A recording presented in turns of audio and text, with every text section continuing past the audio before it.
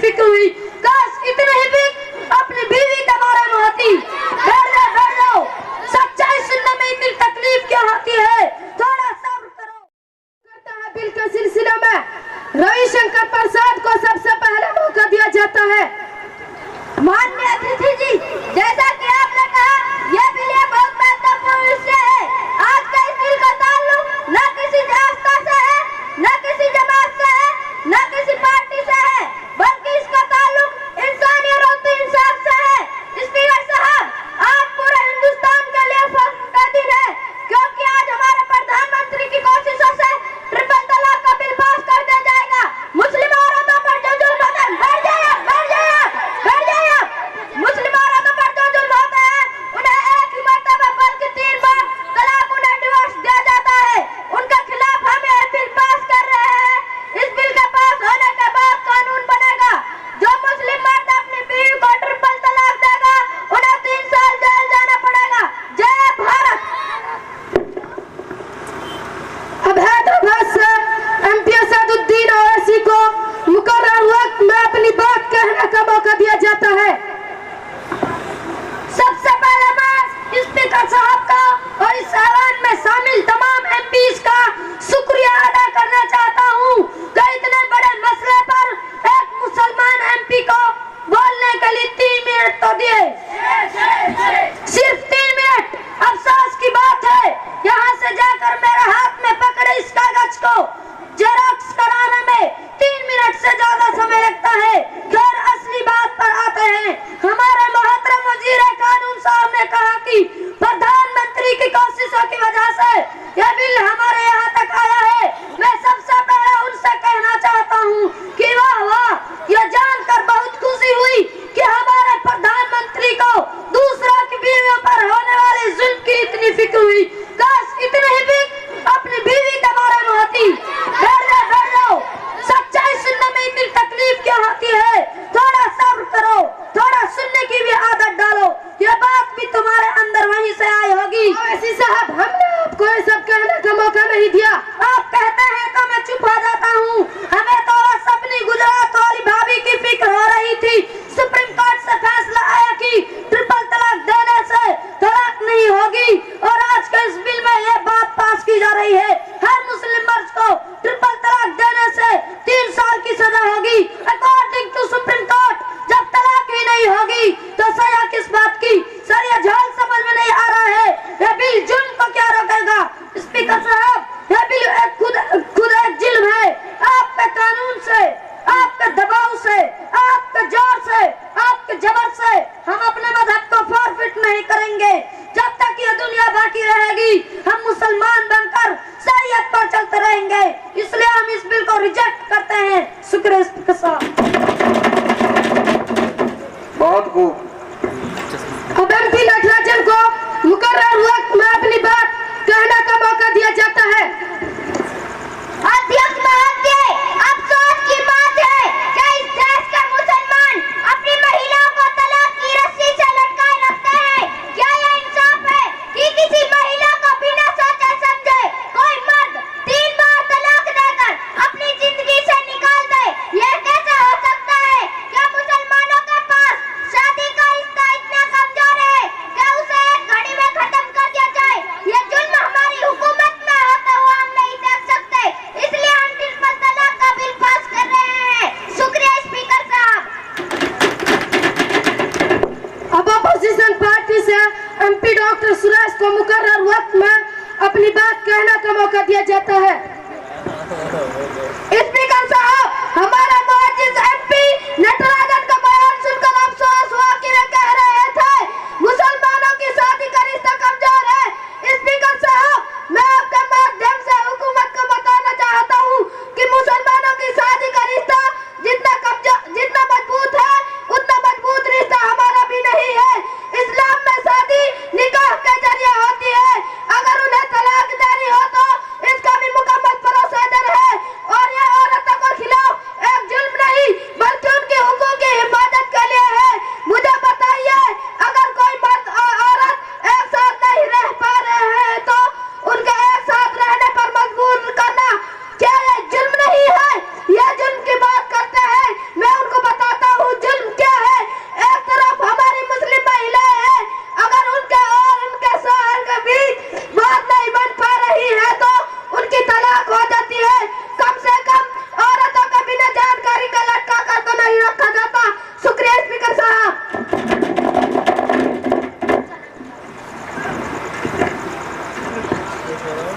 किशन सिंह को मुकर्रर वक्त में अपनी बात कहने का मौका दिया जाता है।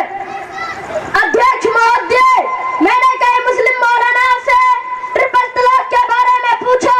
उन्होंने बताया कि एक साथ 3 तलाक देना खुद इस्लाम में बहुत गलत काम है, लेकिन तलाक हो जाता है। जैसा किसी को गोली मारना जुल्म है, अगर कोई मारेगा तो सामने वाला मर जाएगा। अकल में आने वाली बात है। क्या हुकूमत है? नाम निहात हमदर्दी सिर्फ मुसलमान औरतों के लिए ही है। मुल्क में मेरे जितना औरतों के साथ खिलवाड़ होता है, मासूम बच्चों तक को नहीं छोड़ा जाता।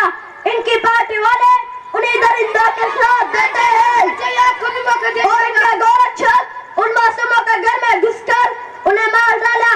अब उनकी बीवी को इंसाफ कौन दिलाएगा? अब सॉरी बाजी को मुकर्रर वक्त में अपनी बात कहने का मौका दिया जाता है।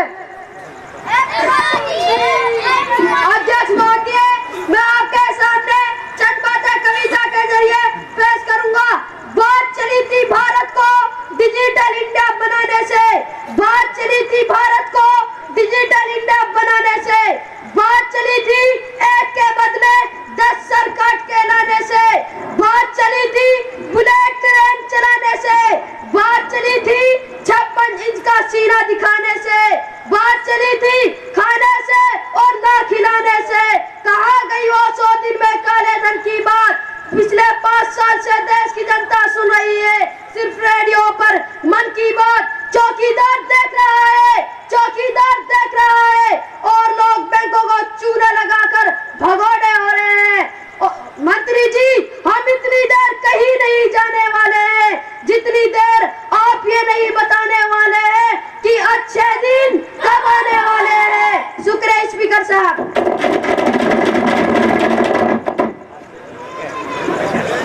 अब अर्जुन खड़गे को मुकर्रर वक्त में अपनी बात कहने का मौका दिया जाता है। मोहतरम स्पीकर साहब, ईद से पहले एक मासूम बच्चा जुनैद को ट्रेन में मार दिया जाता है। उसकी मां को इंसाफ कौन दिलवाएगा? क्यों इंसाफ पे हत्या नहीं है? मुसलमान नौजवान अकबर पहलू को गोरक्षकों ने मार डाला, उनके बच्चों को इंसाफ कौन दिलवाएगा? आप गोरक्षक के नाम पर मुसलमानों को मार रहे हैं। क्या इंसान और जानवरों में फर्क नहीं है? आप जानवरों को बचाने के लिए इंसानों की हत्या करते हो। जब इंसान को मार दिया जाता है तो आप खामोश होकर बैठ जाते हो। पहले इन्हें इंसाफ दिलवाइए, तब जाकर मुसलमान औरतों के लिए इंसाफ की बात कीजिए।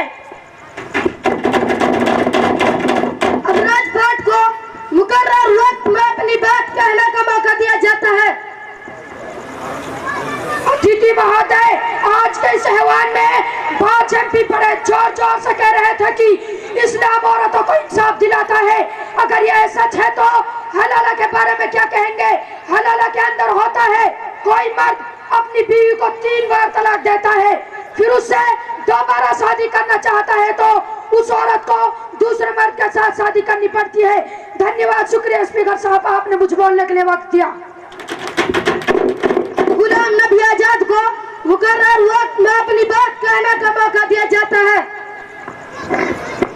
Respected sir, I would like to ask a very straight forward question. Why is this government trying to register bill? And I want to ask that is government and data and how many people are affected by triple talaq and how many people are affected by the fact that husbands leave their wives without divorcing them, just like of our Prime Minister Narendra Modi.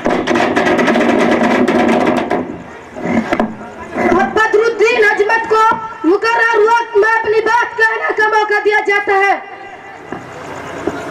सबसे पहली बात तो यह है कि हमारे ruling party से MP Rajpal जी ने जिस तरह हलाला की तारीख को पेश किया है वो इंतहाई गलत है। इस्लाम में इंसानों की शादी गुड़िया और खिलौनों की शादी में फर्क होता है। ये तलाक के बतौर मजबूरी और जुदाई का रास्ता है। जिस तरह ऑपरेशन बीमारी को दूर करने का आखिरी हल होता है, इसी तरह तलाक है। तलाक एक नौबत आने से पहले मुख्तलिफ लेवल पर शौहर और बीवी के साथ सुलह सफाई की कोशिश की जाती है। अगर यह कोशिश काम नहीं करती तो पहली तलाक दी जाती है। फिर इनको एक अर्सा गुजारने का हुक्म दिया जाता है, इंतजार किया जाता है कि शायद बात बन जाए। फिर शौहर अपनी पहली वाली बीवी से इसकी रजामंदी के साथ उसके निकाह के बंधन में बंध जाता है, लेकिन फिर भी निभाना मुश्किल हो जाता है। इसे दूसरे तलाक का इख्तियार दिया गया है। फिर शौहर अपनी पहली वाली बीवी से निकाह के लिए तैयार हो जाता है, लेकिन फिर भी निकाह के बाद लड़ाइयाँ शुरू हो जाती है। अब मर्द को तलाक देने का आखिरी हक दिया गया है। तीसरे तलाक के बाद हमेशा के लिए जुदाई हो जाती है। स्पीकर साहब, मेरी बात मुकम्मल हो गई। स्पीकर साहब, आपकी इजाजत हो तो अभी हमारे मौलाना की बात को आगे बढ़ाते हुए आपसे कुछ कहना चाहता हूँ। औरत को उन हालात से गुजरने के बाद भी औरत को दूसरी शादी करने की इजाजत दी गई है। अब उस औरत के पास किसी दूसरे मर्द से निकाह का प्रपोजल आए, लेकिन दूसरी शादी के बाद भी खुदा ने खास्ता बात ना बने, जिंदगी अजीरन बन जाए तो शोहर के लिए तलाक का हक है। अब तलाक हो जाए या दूसरी शादी के शोहर का इंतकाल हो जाए और इद्दत पूरी हो जाए तब जाकर, अगर अब भी पहली शादी वाले मर्द के दिल में उस औरत की मोहब्बत है तो शोहर को उससे शादी करने का मौका दिया गया है। मगर ऐसा होता नहीं है, कभी कभार लाखों में 2-3 अपराध मिल सकते हैं। और इस बीच पूरे एक निकाह को इसलिए रखा गया है ताकि शोहर तीसरे तलाक से पहले 100 बार नहीं बल्कि 1000 बार सोचे और औरत को अपनी मर्जी के मुताबिक खिलवाड़ के लिए तलाक ना दे। रहा मसला सेटिंग के जरिए हलाला करने का, तो इस्लाम में इसकी कोई इजाजत नहीं है। ऐसा करने वाले लोगों पर अल्लाह और उसके रसूल की लानत है। अगर इन तफसीलात के मुताबिक है तो हलाला है, वरना इस्लाम के साथ खिलवाड़ है। शुक्रिया स्पीकर साहब।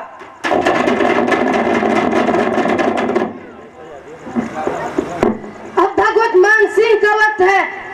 शुक्रिया स्पीकर साहब, आपने मुझे बोलने के लिए 5 मिनट का मौका दिया। चलिए 3 मिनट आप ही रख लीजिए, मुझे सिर्फ 2 मिनट का मौका दीजिए ताकि मैं अपनी बात को एक कविता के जरिए पढ़ सकूं। देश में नफरत की राजनीति का बोलबाला है, देश में नफरत की राजनीति का बोलबाला है। आम लोगों का निकल चुका दिवाला है, सोने की दुकानों पर लोहे का ताला है। देश में नफरत की राजनीति का बोलबाला है, आम लोगों का निकल चुका दिवाला है, सोने की दुकानों पर लोहे का ताला है। अल्पसंख्यक हर रोज डर के माहौल में रहते हैं। सरकार जी बता दीजिए क्या इन्हीं को अच्छा दिन कहते हैं। छोटा व्यापारी और किसान हो चुका है दिवालिया, छोटा व्यापारी और किसान हो चुका है दिवालिया। 9000 करोड़ लेकर विदेश में विजय मना रहा है कोई मालिया। दुश्मन दुश्मन हर रोज बॉर्डर पार कर रहे हैं, हर रोज हमारे जाबाज जवान मर रहे हैं। 10 सर काट कर लाएंगे और एक काटते हैं, लेकिन मोदी जी तो नवाज शरीफ बर्थडे के केक काटते हैं। एक तरफ हैप्पी बर्थडे टू यू, दूसरा खून के दरे बातें हैं। सरकार जी बता दीजिए क्या इन्हीं को अच्छा दिन कहते हैं। काले धन के बारे में कुछ लिखता हूँ तो कलम रुक जाती है अध्यक्ष महोदय। काले धन के बारे में कुछ लिखता हूँ तो कलम रुक जाती है। 15 लाख की रकम लिखने से पहले सही सूख जाती है। हर वाला जुमला निकला, अब तो यह भी शक्ल की चाय बनानी आती है। काले धन के बारे में कुछ लिखता हूँ तो कलम रुक जाती है। 15 लाख की रकम लिखने से पहले सही सूख जाती है। हर वाला जुमला निकला, अब तो यह भी शक्ल की चाय बनानी आती है। करोड़ों लोगों के पास पानी नहीं पीने को, क्या रेडियो पर सुनते रहे 56 इंच का सीना को। अब पंजाब की बारी है, पंजाब में शराब नशा दिखता है, पंजाब में शराब नशा दिखता है। एक बाप अपने नौजवान बेटे के कफन पर मंत्री जी का लिए मेमोरेंडम लिखता है। क्या अभी भी आपको कुछ गलत नहीं दिखता है? पंजाब पर इंसाफ कीजिए, पंजाब किसान कर्जा माफ कीजिए, जहाँ रोज गले में फंदा डालकर पेड़ पर लटकते रहते हैं। मंत्री जी अगले 2-3 महीने में आप जाने वाले हैं, कृपया जाते जाते ही बता दीजिए अच्छा दिन कब आने वाले हैं। शुक्रिया स्पीकर साहब।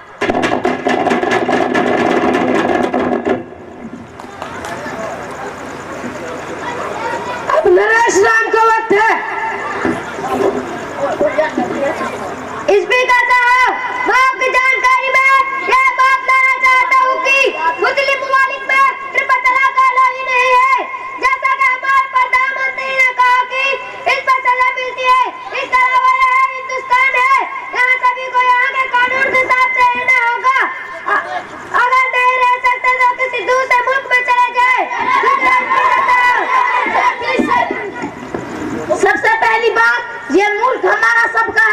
ये हिंदुस्तान हमारा है। जब अंग्रेजों के खिलाफ आजादी की लड़ाई लड़ी गई तो हमारे बाप दादाओं ने लड़ाई में हिस्सा लिया था और फिर हिंदुस्तान और पाकिस्तान के बंटवारे के वक्त उन्हें ऑप्शन दिया गया कि वो चाहे तो पाकिस्तान जा सकते हैं, पर उन्होंने अपने मुल्क हिंदुस्तान में रहना पसंद किया। स्पीकर साहब, इस ऐवान में किसी को हिम्मत नहीं होनी चाहिए कि वो मुझसे मेरे मुल्क, मेरे बाप दादा के मुल्क से निकाले। And those MPs who most talk about law, I want to tell himself, I want to tell him, go and read Constitution first. Our great country, Constitution says every citizen has right to follow his religion. हम हमारा आइन व कानून personal लोगों पर थोप नहीं रहे हैं। प्लीज आप इतनी लंबी बात ना करें। अभी एक मिनट मैं अपनी बात को खत्म कर रहा हूँ। हम हमारा आइन व कानून पर्सनल लोगों पर थोप नहीं रहे हैं। हम आपसे इतना कह रहे हैं कि आप हमारा आइन व कानून के अंदर बड़ा कदम दखलंदाजी न करें। अगर आपने ऐसा किया तो हम भी कानून के रास्ते से इसका भरपूर मुकाबला करेंगे। और ये ट्रिपल तलाक का बिल औरतों के तहफ्फुज़ के लिए नहीं बल्कि नफरत की सियासत का खेल खेलकर बेगुनाह को जेल में भरना है। अगर आपको आपके बिल पर इतना भरोसा है तो कानून और सुप्रीम कोर्ट से क्यों डरते हो? कानून के हिसाब से लड़िए और इन गुंडों की भीड़ को जमा कर प्रेशर मत डालिए। प्लीज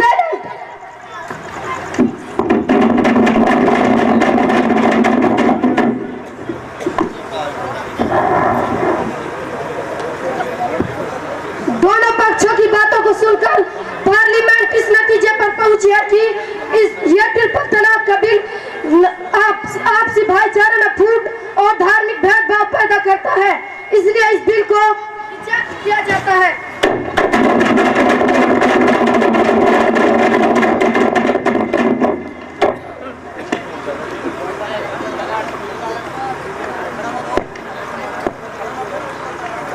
सामीन किराम,